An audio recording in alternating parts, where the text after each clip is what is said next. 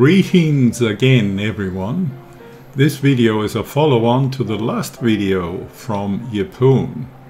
We are driving in the town and parked the car on the foreshore just off the Anzac parade. We then went for a walk along the foreshore to see the changes that have been done since we were here the last time.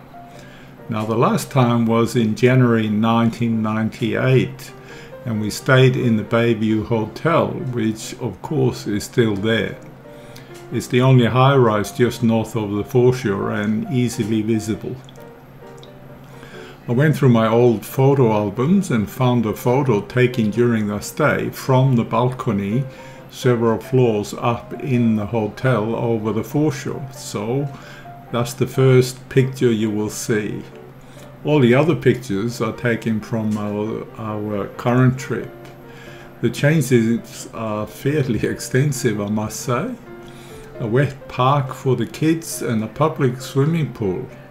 Now this public swimming pool you would only see in a 5-star resort normally, but here it's open to anyone with a couple of bars on there as well.